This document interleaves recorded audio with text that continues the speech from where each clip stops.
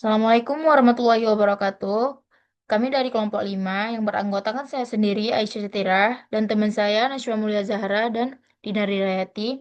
Di sini kami ingin mempresentasikan hasil penelitian kami yang membahas tentang analisis faktor penentu indeks pembangunan manusia di Sumatera Barat.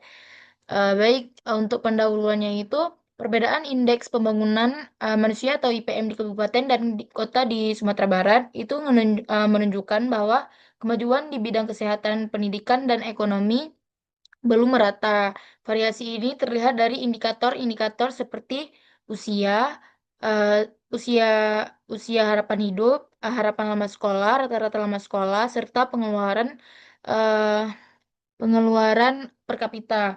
Jadi melihat adanya ketimpangan tersebut, penelitian ini tuh bertujuan untuk mengidentifikasi faktor-faktor apa aja yang paling berpengaruh terhadap IPM.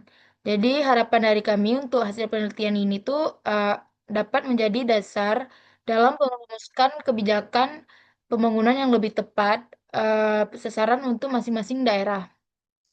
Di sini kami menggunakan metode penelitian pendekatan kuantitatif dengan metode deskriptif dan inferensial.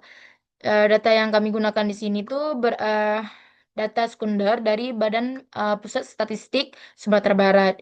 Jadi tahapan penelitian kami di sini itu dimulai dari pengumpulan data, terus pengujian asumsi, terus analisis deskriptif, dan kemudian analisis referensial untuk melihat pengaruh setiap variabel terhadap IPM.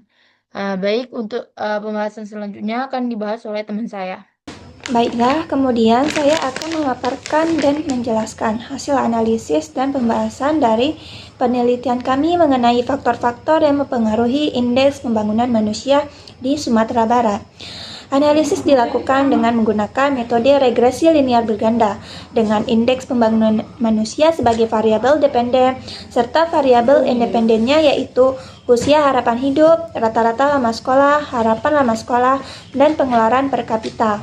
Nah, berdasarkan hasil analisis regresi linear berganda yang telah kita lakukan, diperoleh bahwa seluruh variabel bebas yaitu UHH, RLS, HLS, dan pengeluaran memiliki pengaruh positif terhadap IPM.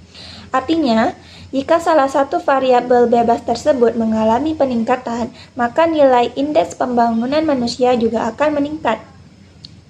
Nah, dari keempat variabel tersebut, rata-rata lama sekolah merupakan variabel yang paling dominan mempengaruhi indeks pembangunan manusia.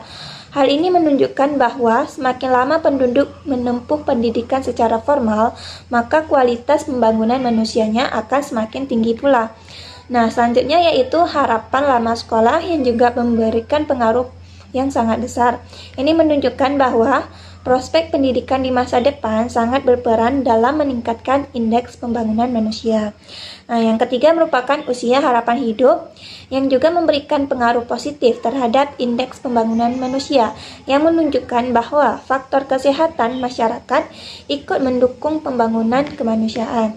Ya, nah yang terakhir merupakan pengeluaran per kapita sebagai indikator ekonomi yang juga berpengaruh secara positif.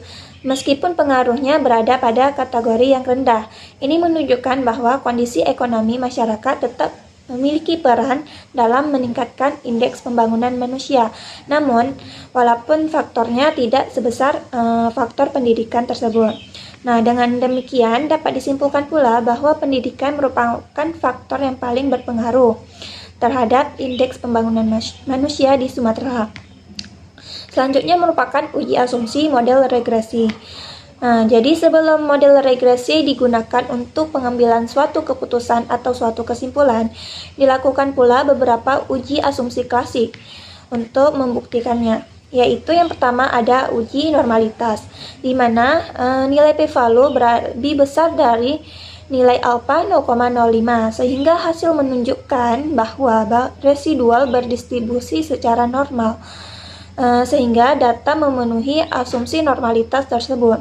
Yang kedua itu ada uji heterokedastisitas, di mana nilai p-value-nya itu lebih besar dari nilai alfa 0,05 sehingga tidak ditemukan gejala heteroskedastisitas yang berarti varian residual bersifat konstan atau homogen.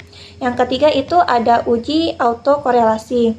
Di mana nilai Darwin Watson-nya lebih besar dari 1,5 atau nilai p-value-nya lebih besar dari 0,05 yang menunjukkan bahwa tidak terjadi autokorelasi antar residual yang artinya bahwa uji asumsi autokorelasi terpenuhi.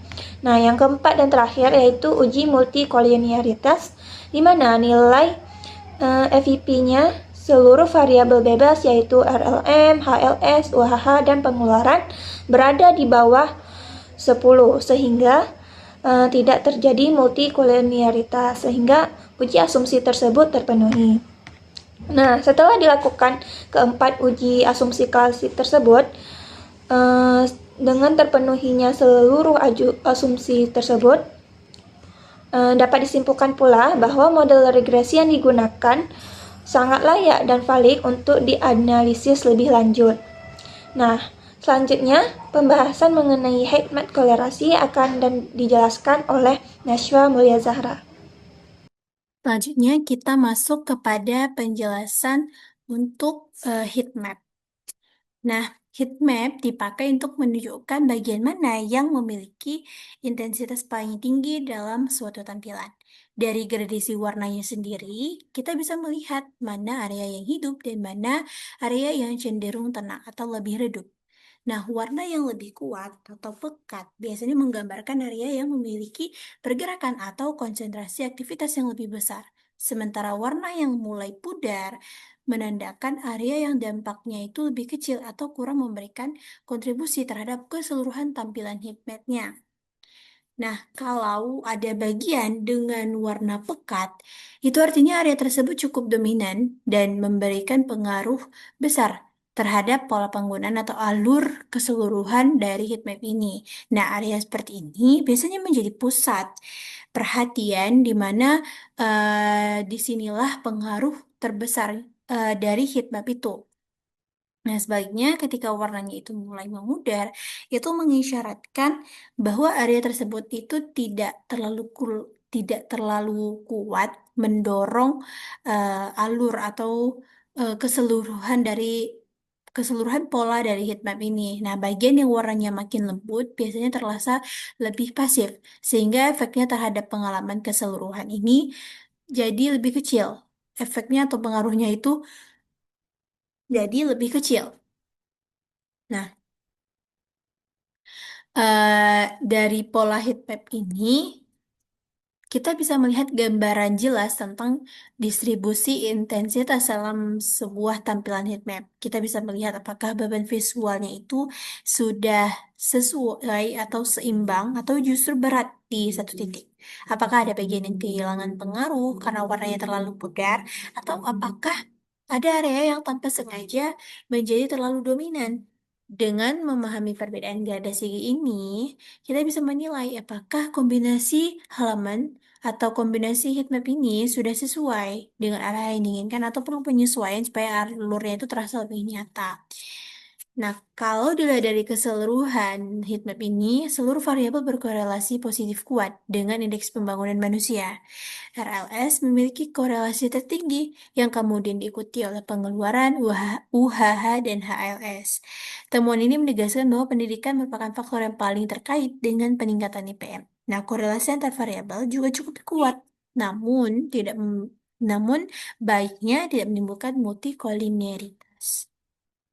Nah, setelah itu kita bisa melihat kesimpulan secara keseluruhan dari poster ini, yaitu hasil analisis ini menunjukkan bahwa perbedaan IPM antara kabupaten atau kota di Sumatera Barat, antar kabupaten atau kota di Sumatera Barat dipengaruhi oleh perbedaan dalam indikator pendidikan, kesehatan, dan ekonomi.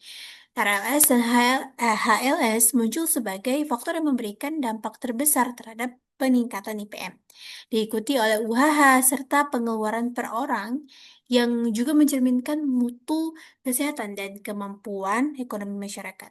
Temuan ini menunjukkan bahwa pendidikan merupakan faktor paling utama dalam kemajuan indeks pembangunan manusia di suatu daerah. Oleh karena itu, pendidikan harus diutamakan dalam penyesuaian kebijakan pembangunan manusia yang lebih efektif dan tepat. Mungkin hanya itu kesimpulannya.